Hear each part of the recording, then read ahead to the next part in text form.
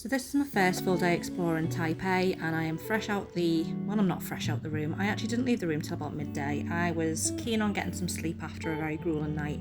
This is my first look at the city. It is very urban.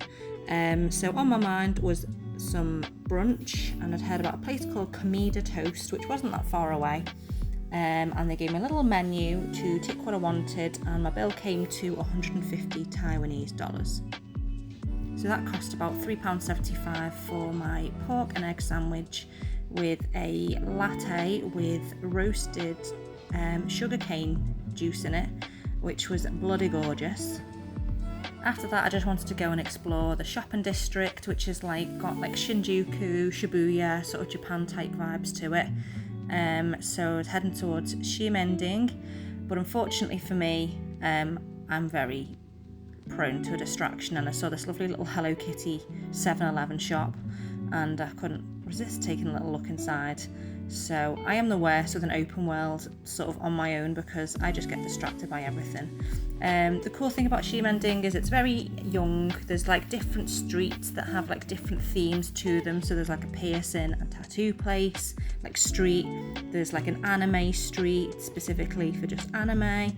And then there's a theatre street where there's just all cinemas on it. So I just spent quite a bit of my time just having a wander around. The heat and the weather was lovely. It was maybe a little bit too warm at times. So as you can see, I'm just sort of the shopping and the sort of roads just take 4 different directions, and you literally could just spend hours wandering around here. One thing I found really interesting is that there's a lot of graffiti around, but it's actually really well done. So here's a Squirtle themed one, but that's really apparently a thing in Taiwan, especially Kaohsiung, where I'm going to end up another point. There's an art district, and it's very, very arty, very graffiti, but very good. And you'll see I've managed to stumble myself into a Don Quixote shop, which is actually a Japanese shop. You'll probably remember if you watched my vlogs for Japan. I ended up in here and got lost. I did get lost again. I think I walked around the food floor for 2 times. I checked out a few different face masks to give my skin a little treat after my flight from yesterday, but the one I had in my hand had essence of placenta in it, which was not really what I wanted, so that one got put swiftly back, and I got a peach themed one instead. After leaving Donkey, I ended up in this Peace Park called the 228 Peace Park. It was just the route that Google Maps plotted for me for getting to the train station to get to Taipei 101, which is the skyscraper. So I wanted to go and have a little look at that and take a few photos, but I also thought it was quite interesting to see all the damage that's still there from all the trees from the hurricane that was a couple of days ago. Rumour on the street is that there's another one on its way, or potentially there might be another one developing. It's over in the Philippines at the moment, but the track of it's not sort of certain. So we might be fine, but we might not be, so let's see.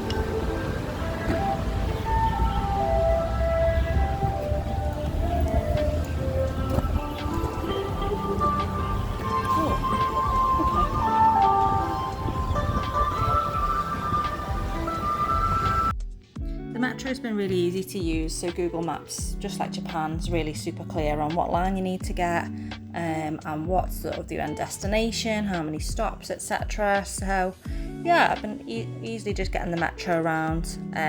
The similar system to how Japan works, there's a little card like the Oyster card, but this is called the Easy card that you can easily top up. And the trains are pretty damn regular, so it didn't take long for this to turn up and for me to hop on to get to Taipei 101. It didn't take long for me to come down at the train station and find what I was looking for.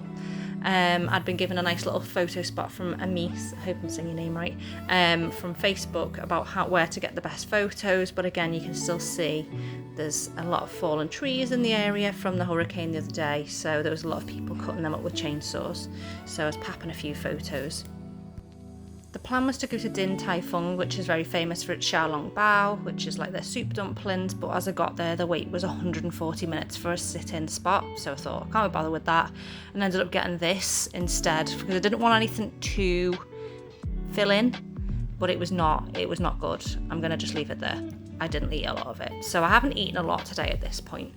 It was straight onto the walking tour, which was a tour of the history of Taiwan. It took you around the old town. It's a free walking tour done by Tour Me Away, and the idea is that you just contribute however much you think at the end of the tour, but it's normally about $15 to $20, which is about 400 to 600 new Taiwan dollars. So that was interesting to hear about sort of the different people that have ruled over Taiwan, so like the Portuguese, the Spanish, the Japanese, obviously the Chinese, and how they've sort of come with this uneasy sort of situation with China, and all of the sort of like history that's happened and sort of the events that have taken place as the different countries have relinquished control over Taiwan, and their political status at the moment. So yeah, this was Dorothy, our guide.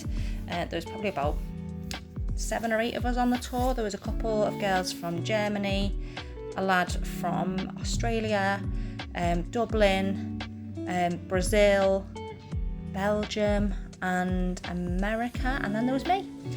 So yeah, it was really good. Really enjoyed it, very informative. I paid attention as much as I could because I know I'm rubbish at listening to things. So we actually ended up in that 2 to 8 piece park that I was in earlier, and she told us the story about what happened on the massacre on the 28th of the 2nd, which is why it's called the 2 to 8, and this monument that was erected for all the victims that were massacred. I don't have time to tell you the full story, but if you want to have a little look at it up online, you're more than welcome to.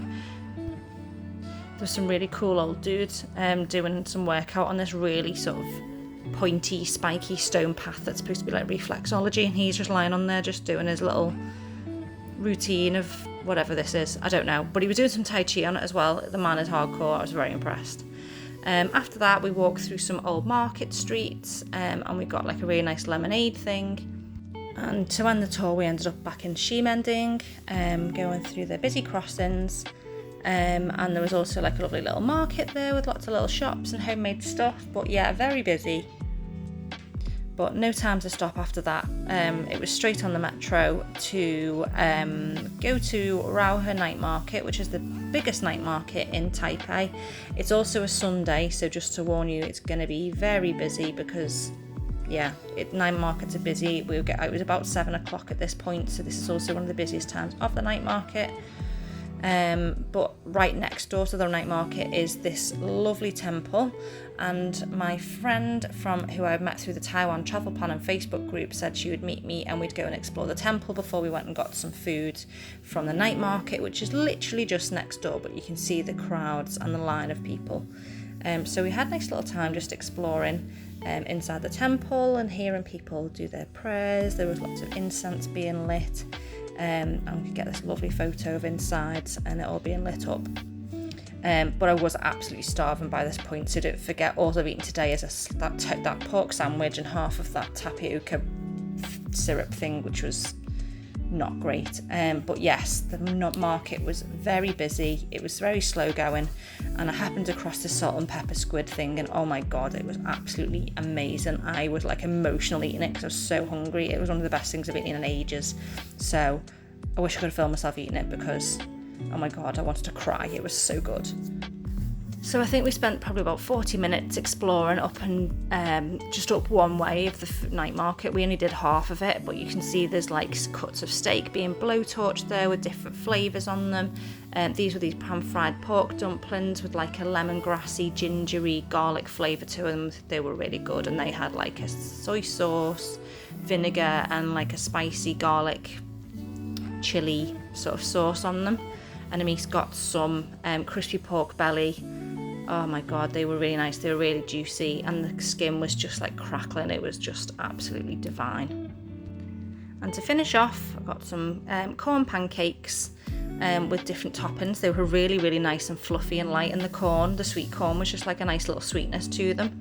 So me and Amis headed back to, I think we visited a family mart and got some bits and bobs. I took my dumplings home, and obviously the obligatory cream puff. Hello. It's day 2.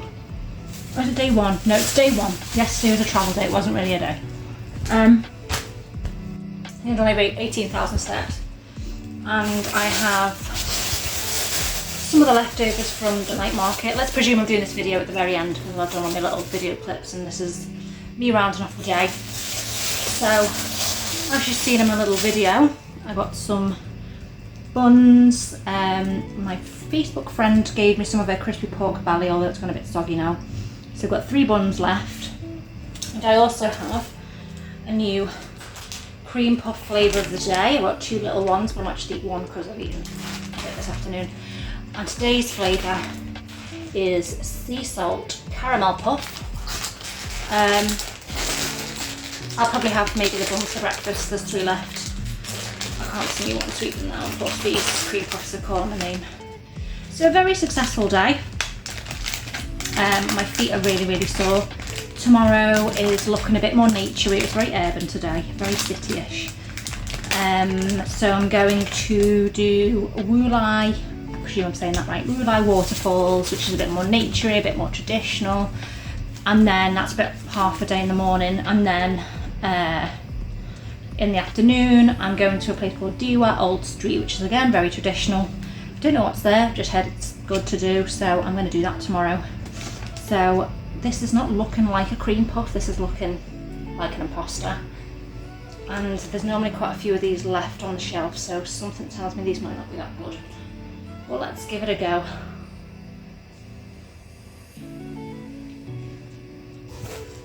I think a big load of saliva just went off from it then.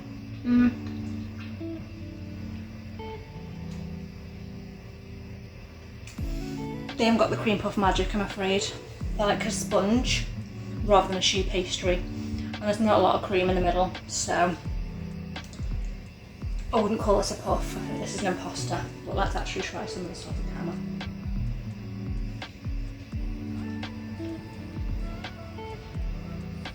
Do you know what? It's still pretty nice. It's a sponge. It's squishy. It's got a bit of cream in the middle. The cream is very nice. It's very sweet and, yeah, sweet and salted and caramelly. So that rounds off my first full day. I've done 18,200 steps. It is 10 PM and I'm weirdly not tired yet because I seemed to sleep really well last night. So I'm going to start winding down because it's another long day tomorrow. So I will see you then.